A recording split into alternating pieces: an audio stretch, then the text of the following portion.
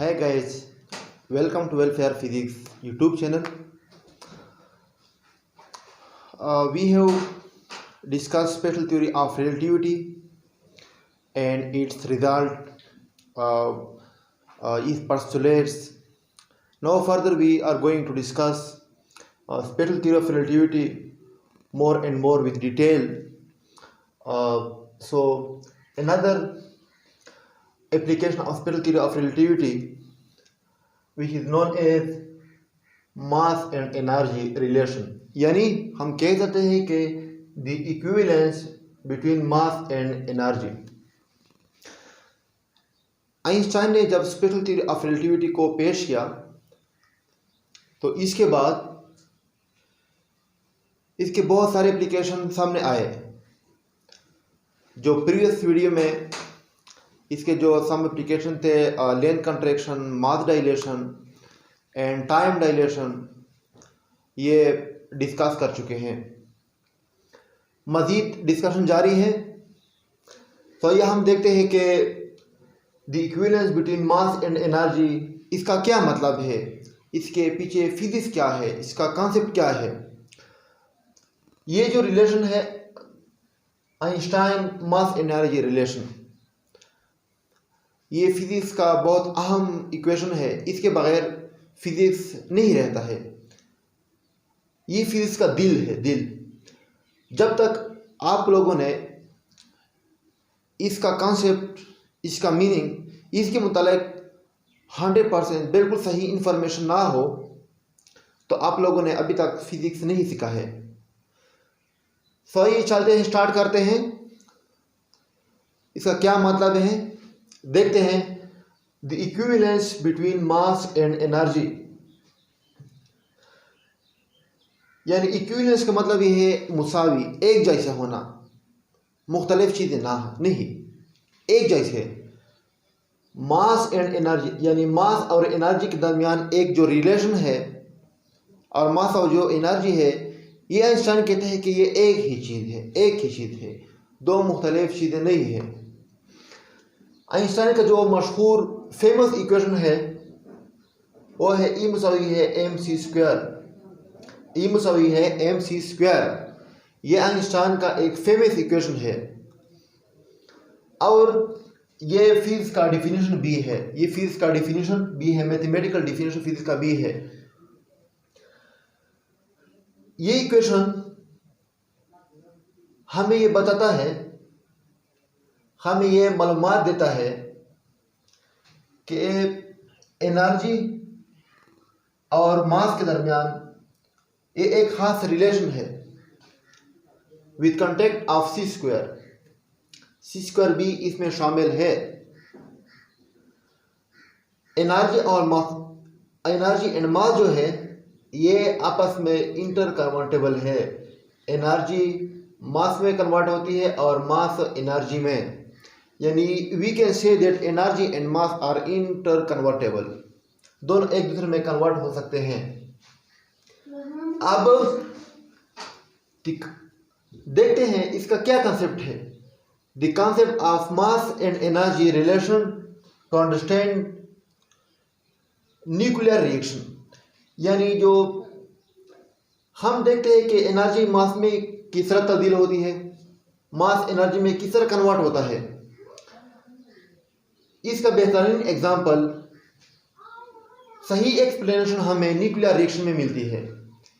Nuclear reaction जब हम study करते हैं, यानी एनर्जी और मास के कंसेप्ट ने हमें क्या कर दिया, न्यूक्लियर रिएक्शन को हमने क्या समझाया। यानी न्यूक्लियर रिएक्शन से ये बात क्लियर है कि एनर्जी मास में और मास में एनर्जी, मास एनर्जी में कन्वर्ट किस तरह होता है। ये इसका एप्लीकेशन है न्यूक्लियर रिएक्शन में। न्यूक्लियर रिएक्शन, और ये तो अलग टॉपिक है, फ्यूजन, न्यूक्लियर फिजिक्स, ये अलग सा चैप्टर है, एक अलग पोर्शन है। लेकिन हम यहाँ थोड़ा टच देते हैं इस चीज़ को एक्सप्लेन करने के लिए। हम एग्जांपल लेते हैं कि क्या एनर्जी और मास में एक खास रिलेशन पाया जाता है या नहीं पाया जाता है। एनर्जी मास में किस तरह कन्वर्ट होती है और मास एनर्जी में किस तरह कन्वर्ट होता है। न्यूक्लियर रिएक्शन हम लेते हैं, लेट सपोज मैं फिशन लेता हूँ, fission, nuclear fission. Nuclear fission या न्यूक्लियर फिशन में हम एक न्यूक्लियाई लेते हैं, एक न्यूक्लियाई, उस पर हम किसी पार्टिकल को बमबार करते हैं जिसकी वजह से वो ब्रेकअप होता है और सम एनर्जी भी रिलीज होती है। इस अमल को क्या कहते हैं? न्यूक्लियर फिशन कहते हैं। यानी फ्यूशन में एक न्यूक्लियाई दो न्यूक्लियाई में तकसीम होता है और साथ साथ एनर्जी भी रिलीज होती है, उसको हम कहते हैं फिशन कहते हैं। अब ये एक्सपेरिमेंटल प्रूफ है, यानी ये कैलकुलेट हो चुके हैं कि अगर ये पेरेंट न्यूक्लियाई यानी जो तकसीम होने से पहले था, ये जब तकसीम हुआ छोटे छोटे न्यूक्लियाई में स्प्लिट हुआ, डिवाइड हुआ, तो और साथ साथ एनर्जी भी रिलीज हुई। अब जब ये देखा गया कि इसका भी मास कैलकुलेट किया गया और इन दोनों का भी कैलकुलेट किया गया, तो ये जो पेरेंट न्यूक्लियस था, इसका मास ज़्यादा था इन दोनों से।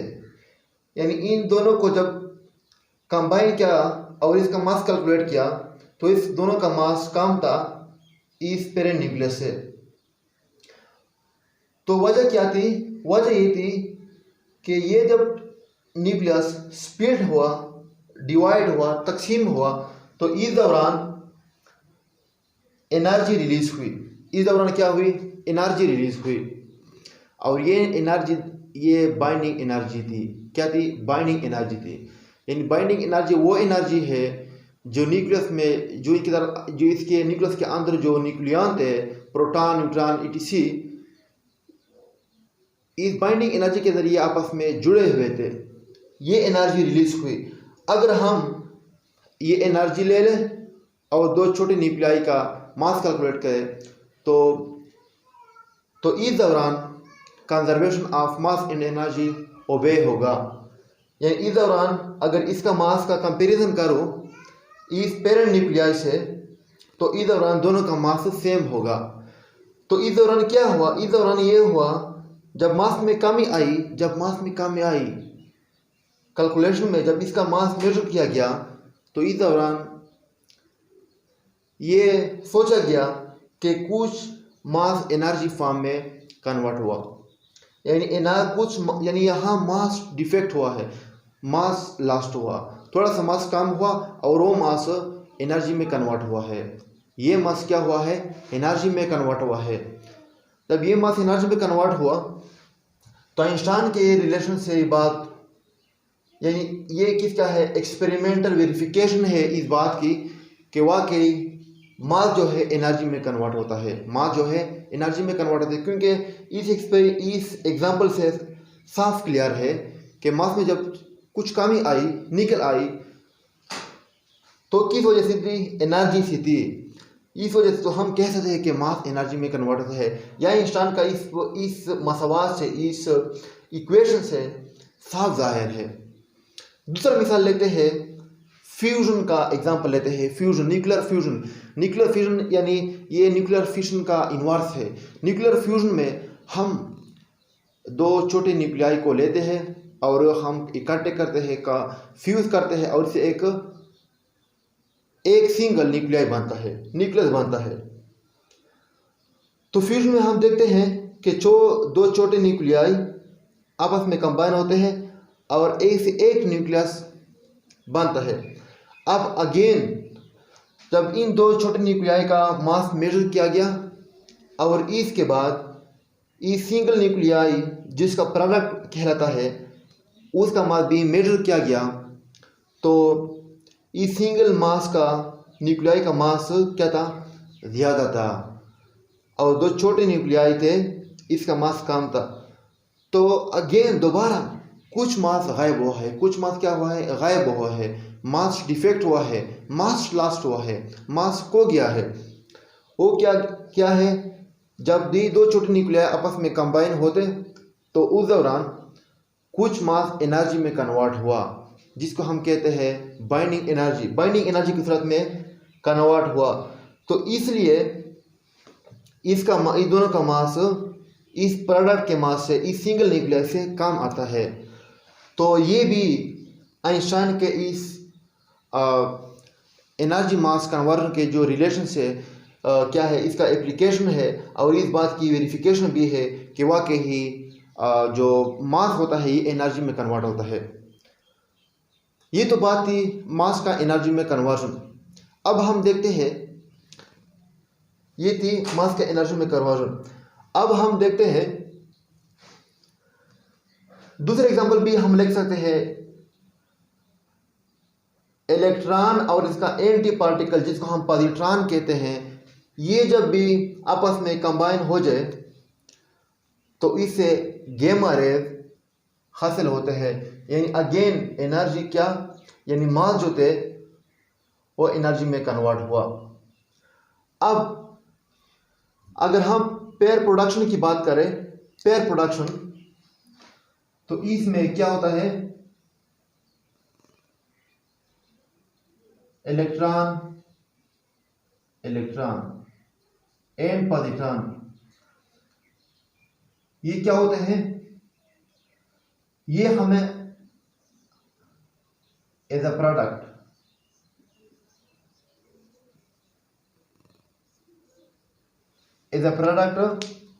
मिलते हैं।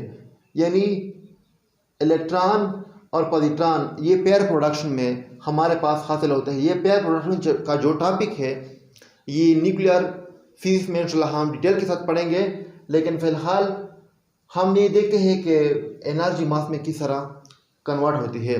ये पेयर प्रोडक्शन में हम गैमा रेज फाइट करते हैं, गैमा रेज, और गैमा रेज किसी न्यूक्लियस से टकराते हैं और इस दौरान हमारे पास इलेक्ट्रॉन और पॉजिट्रॉन एज अ प्रोडक्ट हासिल होते हैं। और जो गैमा रेज यानी जो लाइट थी, जो फोटॉन थी, वो हमारे पास मैटर में कन्वर्ट हुए। इसको हम कहते हैं पेयर प्रोडक्शन। पेयर प्रोडक्शन में गैमा रेज फोटॉन हम स्ट्राइक करते हैं किसी चीज़ पे, और इस दौरान हमारे पास इलेक्ट्रॉन पॉजिट्रॉन जिसको हम मैटर कहते हैं, मास कहते हैं, यानी लाइट, यानी इस दौरान फोटॉन गैमा रेज कन्वर्ट हुआ। गैमा रेज किसे कहते हैं, यानी एक फोटॉन है, इसको हम एनर्जी कह सकते हैं। ये क्या है, एनर्जी है। एनर्जी कन्वर्ट हुआ किस चीज़ में, मास में कन्वर्ट हुआ। तो ये एग्जांपल थी, किस चीज़ की एग्जांपल थी, एनर्जी किस तरह मास में कन्वर्ट होता है और मास किस तरह एनर्जी में कन्वर्ट होता है। उम्मीद है कि आप लोगों ने इसके मुतालिक जो आप लोगों के ज़हन में सवाल पैदा होता है कि मास और एनर्जी का जो रिलेशन है इंटर कन्वर्टेबल है, इसका एग्जांपल क्या है, क्या वाकई ये दुरुस्त है, सही है या नहीं है। इन एग्जांपल के ज़रिए उम्मीद है कि आप लोगों ने समझा होगा कि किस तरह एनर्जी मास में कन्वर्ट होती है और मास एनर्जी में कन्वर्ट होता है। मज़ीद हम डिटेल के साथ जाना चाहते हैं। From the special theory of relativity it is cleared that mass is a form of energy. Special theory of relativity से पहले ये कॉन्सेप्ट नहीं था, यानी पहले ये कॉन्सेप्ट था कि एनर्जी अलग चीज़ है और मास अलग चीज़ है। इसलिए law of conservation of mass and law of conservation of energy ये डिस्कस किया जाता था। लेकिन आइंस्टाइन ने जब special theory of relativity present किया, then he said that mass and energy are not two entity, but this is the same thing. It is not two different things, it is the same thing. So Einstein said that mass is the condensed form of energy. Einstein ने कहा कि मास जो है, मास ये energy का condense form है। यानी energy को अगर हम ठोस शक्ल दे दे तो इसे मास बनता है। जिस तरह मैं अपनी तरफ से एग्जांपल देता हूँ, जिस तरह बर्फ़ होता है और पानी होता है, तो हम कह सकते हैं कि बर्फ़ is a condense form of water. अगर वाटर को हम कंडेंस करें तो हमारे पास क्या बनता है, बर्फ़ बनता है, आइस बनता है। इस तरह भी ये मास जो है ये एनर्जी का एक फॉर्म है। जिससे लाइट होता है एनर्जी, जिससे साउंड होता है एनर्जी, ये एनर्जी के टाइप है। इस तरह जो मास होता है ये एनर्जी का एक फॉर्म है, लेकिन एनर्जी का कंडेंस फॉर्म है, एनर्जी का एक ठोस शक्ल है। जिस तरह वाटर होता है और आइस होता है, यानी पानी और बर्फ़, ये क्या है, हम कह सकते हैं कि बर्फ क्या है, पानी का एक कंडेंस फॉर्म है, पानी का एक ठोस शक्ल है। तो इस तरह अगर एनर्जी को हम इकट्ठा करें, कंबाइन करें, तो हमारे पास क्या आता है, इससे मास बन जाता है। ये किस चीज़ ने कहा, ये स्पेशल थ्योरी ऑफ रिलेटिविटी से ये बात क्लियर हुई। इसका रिजल्ट है, इसके एप्लीकेशन है, इसके ज़रिए हम इस इल्म तक पहुंच गए। अब हम इक्वेशन की तरफ जाना चाहते हैं कि इस इक्वेशन के अंदर और क्या चीज़ें हैं। इस इक्वेशन में बहुत सारा फिजिक्स इन्वॉल्व है, बहुत सारा फिजिक्स इन्वॉल्व है। mc², इसमें बहुत सारा फिजिक्स इन्वॉल्व है। आज हम डिटेल के साथ इसके मुख्तलिफ पहलू की तरफ जाना चाहते हैं। तो the equation shows the total energy of object rest mass energy. जब भी आप लोग ये इक्वेशन देखते हो कि E = mc², जब भी आप लोग ये देखते हो कि E = mc², तो इसका मतलब ये है कि किसी ऑब्जेक्ट का, यानी कोई भी ऑब्जेक्ट जब रेस्ट फॉर्म में हो तो उसके दौरान जो टोटल एनर्जी होती है उसको हम इस मसवाद से E = mc² मालूम कर सकते हैं। कोई भी ऑब्जेक्ट रेस्ट में हो तो इसके दौरान जो टोटल एनर्जी होती है, जो टोटल एनर्जी कंडेंस फॉर्म में है, इस इक्वेशन की मदद से हम मालूम कर सकते हैं। यानी E = mc² का मतलब ये है कि ये रेस्ट मास एनर्जी हमें बताती है। रेस्ट मास एनर्जी, यानी जब कोई ऑब्जेक्ट रेस्ट में हो तो इसके दौरान कितनी एनर्जी इन्वॉल्व है, तो हम इजीली E = mc² के जरिए फाइंड आउट कर सकते हैं इसके अंदर कितनी एनर्जी है। रेस्ट मास एनर्जी, ये गौर से देखिए, rest mass energy E = mc² का क्या मतलब है, रेस्ट मास एनर्जी। यानी जब ऑब्जेक्ट की वेलोसिटी 0 हो तो क्या होता है, तो ये रेस्ट में होता है, और जब ये दौरान रेस्ट में होता है तो इसके अंदर जो एनर्जी होती है इन्वॉल्व है, क्योंकि हम कहते हैं कि mass is the form of energy. तो अगर ऑब्जेक्ट मोशन में हो या रेस्ट में हो, इसके अंदर एनर्जी होगी, और जब ऑब्जेक्ट रेस्ट में हो तो इसके दौरान जो इसका रेस्ट मास है, इसके अंदर जो एनर्जी इन्वॉल्व है, उसको हम E = mc² से फाइंड आउट कर सकते हैं। या सिंपली हम यूँ भी लिख सकते हैं कि E0 = m0c²।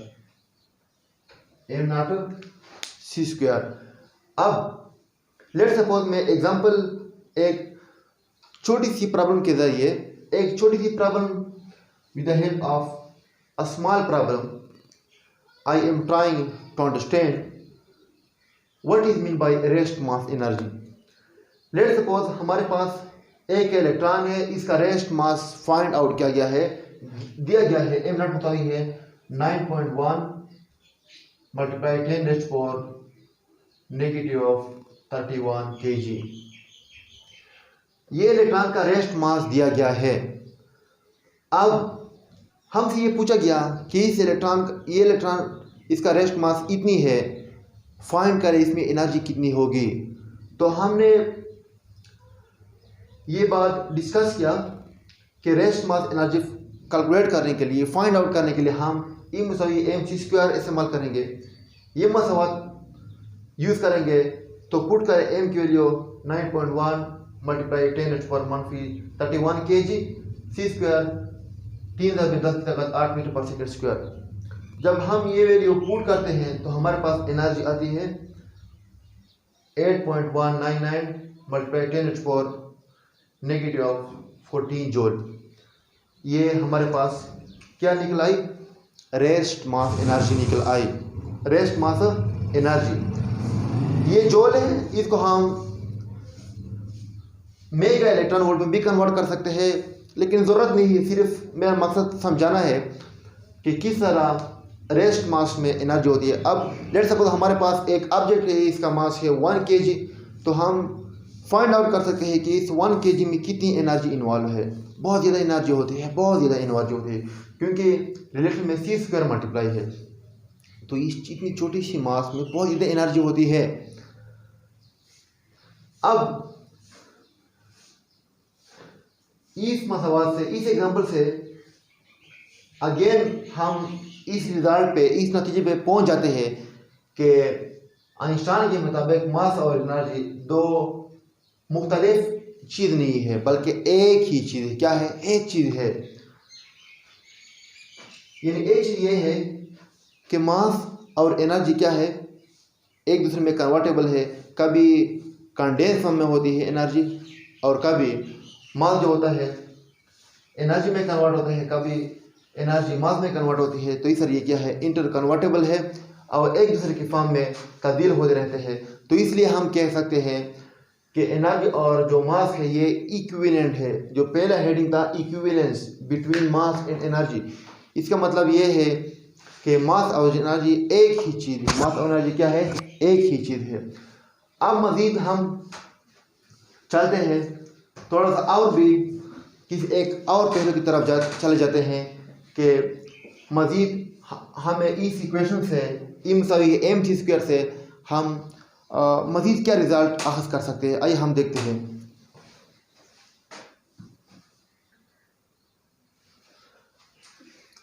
जब equivalence between mass and energy के इस रिज़ल्ट पर हम पहुंच जाते हैं कि ये जो मास है और ये जो एनर्जी है ये सिंगल एंटिटी है, एक ही चीज़ है, नॉट टू डिफरेंट एंटिटी।